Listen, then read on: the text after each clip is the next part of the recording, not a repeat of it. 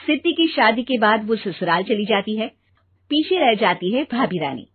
सिद्धि के ससुराल जाते ही भाभी कहती है, अरे वाह जी वाह, सारे कपड़े मेरे। हाय रे पैंट, अरे वाह वाह, मजा आ जाएगा। अरे ये सिद्धि की अलमारी के सामने खड़े होकर क्या बड़बड़ा रही है? जाकर देख मेहमानों को विदाई की मिठाई मिली कि नहीं। अब हाँ माँ जी, क्यों नहीं, लेकिन पहले कपड़े तो बदल लूं। अब रानी आ जाती है सिद्धि के उन कपड़ों में जो वो ससुराल जाने से पहले घर छोड़ जाती है। अरे रानी, कुछ दिन रुक जाती। अरे ये तो सिद्धि बिटिया को मैंने ही दिया था, बड़ा ही फबता था उस पर, तुझ पर तो कुछ खास नहीं लग रहा। अब वो ना मेरे सारे कपड़े गीले थे तो सोचा पहन लूं। वैसे भी सिद्धि को कौन सा दिन पुराने आउटडेटेड कपड़ों को पहनना है। वैसे भी ये सूट तो मैंने तभी पहना था, वैसे खास है भी नहीं ये। हाँ ठीक है, लेकिन ना मेरी सिद्धि पर तो जमता था। सारे मेहमान चले जाते हैं और सिद्धि ससुराल से मायके पहली बार आती है। अपना घर, अपना कमरा, अपनी अलमारी। ये बोलकर जैसे ही सिद्धि अलमारी खोलती है तो सामने उसके कपड़ों की जगह कुछ और ही रखा होता है। माँ, ओ माँ, जरा कमरे में तो आना। सास और रानी वहां पहुंच जाते हैं। रानी ने पहनी होती है सिद्धि की जींस और टी शर्ट। अरे भाभी, ये क्या? ये तो मेरी बड़ी ही महंगी टी शर्ट है, इसे आपने घर में क्यों पहनी है? अरे बहुत मिलती है दीदी ये चौक की मार्केट में, 150 में। ओ भाभी प्लीज, ये एरोपोस्टल है, 2000 की एक टी शर्ट। ओहो, 2000 में तो दीदी 4 साड़ी आ जाए। अब क्या बोलूं? भाभी, ये मेरी अलमारी में छोटू के कपड़े, तो मेरे कपड़े कहाँ हैं? मेरी अलमारी में?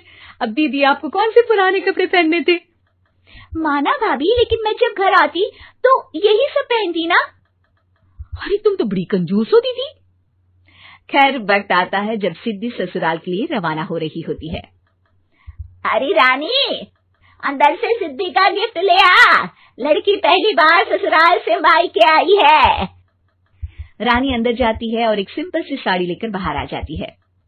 ये लीजिए माँ जी। सास बेटी को गिफ्ट देकर ससुराल भेजती है।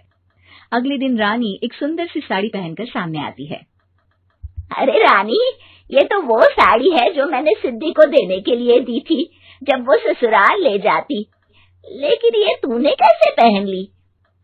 अरे माँ जी, ये साड़ी तो मुझे बहुत पहले से ही पसंद थी, लेकिन चिंता न करिए, मैंने सिद्धि के लिए भी अच्छी सी साड़ी दी है। हाँ।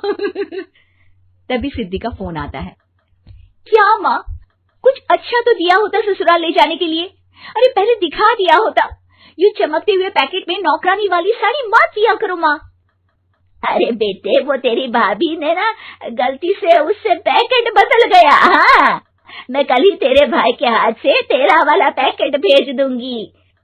अरे रहने दो माँ, आई एम श्योर भाभी ने अभी वही साड़ी पहनी होगी जो तुमने मेरे लिए रखी थी। तुम तो समझ नहीं पाई उनको।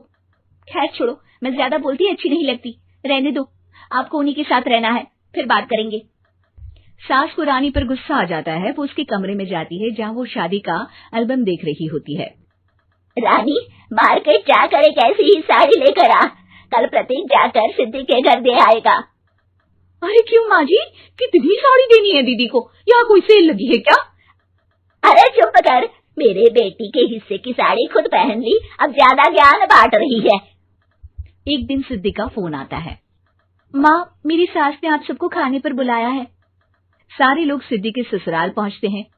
खाना खाकर वो लोग निकल रहे होते हैं कि सिद्धि की सास सभी को गिफ्ट देती है। अरे बहन जी, बेटी के घर का खाना खा लिया, यही बहुत है जो आप ऊपर से गिफ्ट भी दे रही है। अरे बहन जी, आप भी कहाँ इन बातों पर विश्वास कर रही हैं। सास सभी को गिफ्ट देती है, लेकिन रानी को जो साड़ी देती है वो अजीब सी हरे रंग की, लाल रंग की बड़ी छाप वाली होती है। अरे छी, ये कौन पहनेगा? सासू माँ को तो जरी वाली इतनी सुंदर, और मेरे लिए ये नौकरानी वाली। अरे भाभी, दरअसल मैं जब भी घर आती थी आप वापसी में ऐसी ही साड़ी देती थी ना, तो माँ ने सोचा कि आपको आपकी पसंद की ही साड़ी क्यों ना दी जाए। बेचारी रानी, बोलती भी तो क्या। सिद्धि और सास रानी का चेहरा देखकर हंसने लगती है, तो रानी समझ जाती है कि अपने ही बिछाए जाल में वो फंस चुकी है।